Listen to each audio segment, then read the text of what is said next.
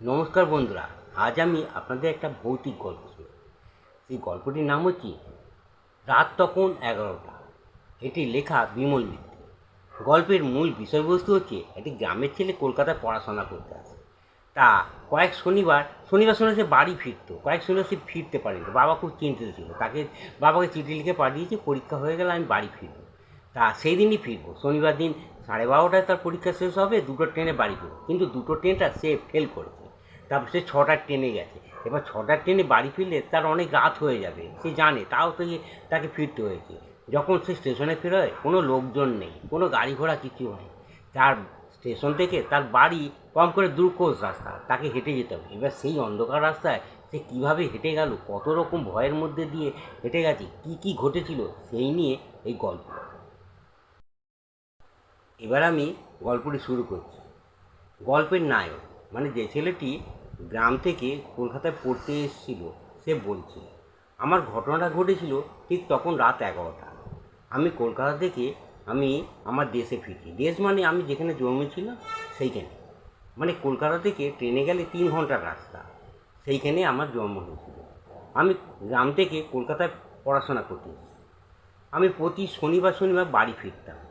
আর আবার আবার আবার সেই রবিবার দিন আমি রাতে চলে আসতাম, আবার সে পড়াশোনা করতাম। এরকম প্রতি সপ্তাহে যেতাম। তা আমি একবার করেছি কি, 3 সপ্তাহ আর বাড়ি যাইনি। বাড়ির লোকেরা খুব চিন্তিত ছিল, আমাকে চিঠি পাঠিয়ে। আমি বলেছিলাম যে আমি পরীক্ষার চাপে আমি যেতে পারছি না, পরীক্ষা হয়ে গেলে আমি বাড়ি ফিরব। আমি প্রতি শনিবার যখন বাড়ি যেতাম, গ্রামের ছেলেরা আমাকে দেখতো। দেখে আমার যে বন্ধুরা বলতো যে তুই কলকাতা থাকিস, কলকাতার গল্প আমার শোনা। তারা কিন্তু কলকাতায় পড়তে আসা, তাদের পয়সা নেই, তাই তারা কোনো দিন পড়াশোনা করে না। তারা করে কি, বারোয়ারি তলায় বসে আড্ডা মারে, তাস খেলে।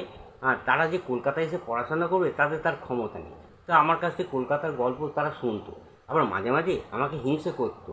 আমার জামা প্যান্ট, আমার পোশাকপত্র যা পরে, সেসব দেখে তারা হিংসে করতো। আমার গায়ে সাবান মাখা, চুলের ছাট, এই সব নিয়ে আলোচনা করতো। আমি পাত্তা দিতাম না। যাই হোক, তারা বলতো, আমিও বলতাম।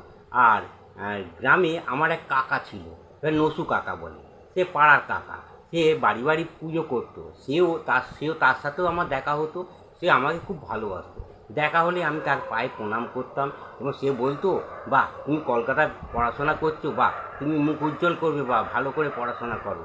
তাকে সবাই নসু কাকা বলে। আসল তার নাম হচ্ছে নরসিংহ ভট্টাচার্য।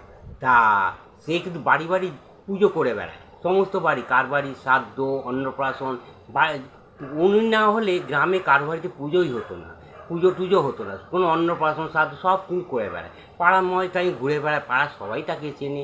আমি গ্রামে গেলে তার সঙ্গে কথা বলতাম। তাকে নসু কাকা বলে রাখতাম। তা আমাদের বাড়িতেও মাঝে মাঝে আসতো। তার বাবাকেও সে চিনতো, আমার বাবাকেও ভালোবাসতো। যাই হোক, এবার গ্রামে আমার একদম ভালো লাগতো না। গ্রামে চারদিকে পানা, পুকুর, মাঠ ঘাট, আমার কলকাতায় ভালো লাগতো। তাই কলকাতায় রোজ যখন আমি চলে যেতাম, মাঝে মাঝে বাড়ি আবার যেতে ইচ্ছা করতো না। তাও আমি মাঝে মাঝে শনিবার যেতাম, ঠিকই বাবার সঙ্গে দেখা করতাম। 3 সপ্তাহ আমি যাইনি। তো বাবা চিন্তিত ছিল, তার চিঠি পাঠিয়েছিল। তা বাবা বললো, তোকে অসুখ বিসুখ করেছে। তখন আমি খবর জানিয়েছিলাম যে পরীক্ষা শেষ হলে যাব। আজ কিন্তু আমি ফিরছি। কিন্তু কথা হচ্ছে, আমি দুটো ট্রেনটা ধরতে পারিনি। আমি পরীক্ষা শেষ করে এসে একটু শুয়ে পড়েছিলাম, দুটো ট্রেনটা মিস হয়ে গেছে। 6টার ট্রেনটা আমি ফিরছি। তা 6টার ট্রেনটা বাড়িতে যখন গিয়ে পৌঁছবো, খুব অন্ধকার হয়ে যাবে, রাত হয়ে যাবে, ফিরতে দেরি হবে। তাও আমি ফিরছি।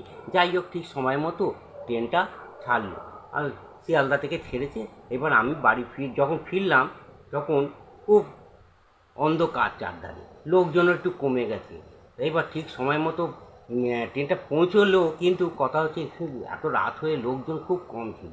কোনো রিক্সা যেতে চাইছে না। আমাদের স্টেশন থেকে বাড়ি অনেক দূরে, ওরা 2 ক্রোশ হবে।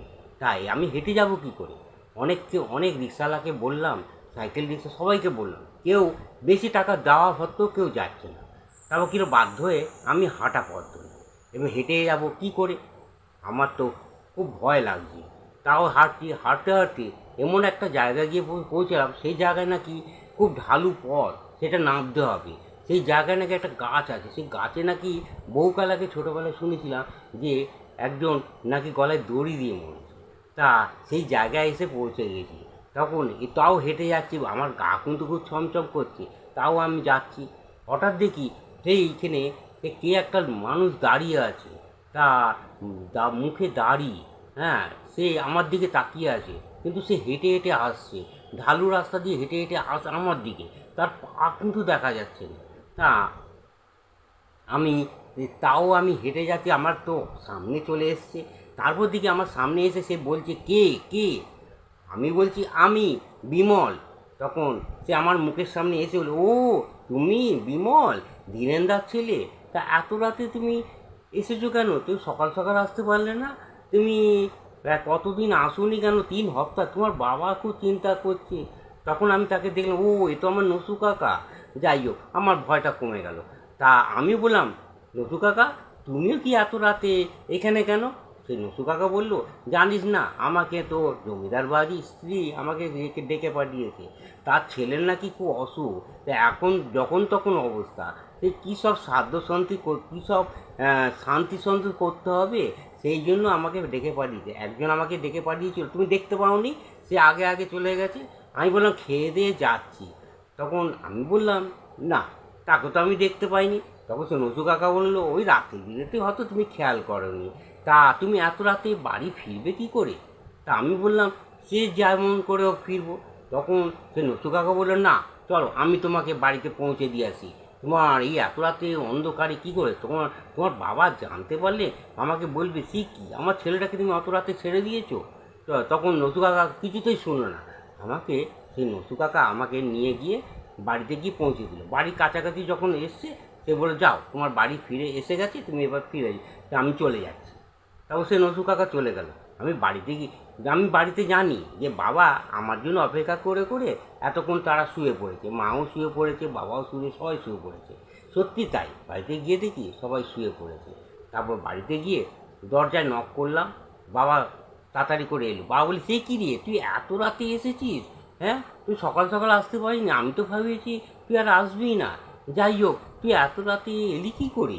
তা ভয় টয় করেনি তো এত রাতে এতটা রাস্তা? তো আমি বললাম, না, ভয় করবে কেন?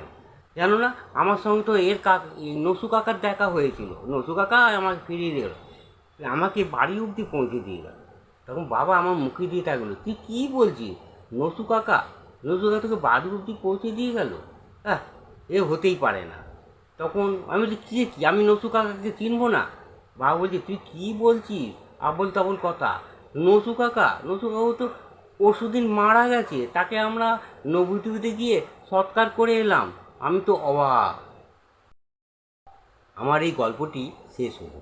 বিমল মিত্রের রাত তখন 11টা। তা আমার এই গল্পটি শুনে যদি ভালো লাগে, ফলো আর সাবস্ক্রাইব অবশ্যই করে দেবে।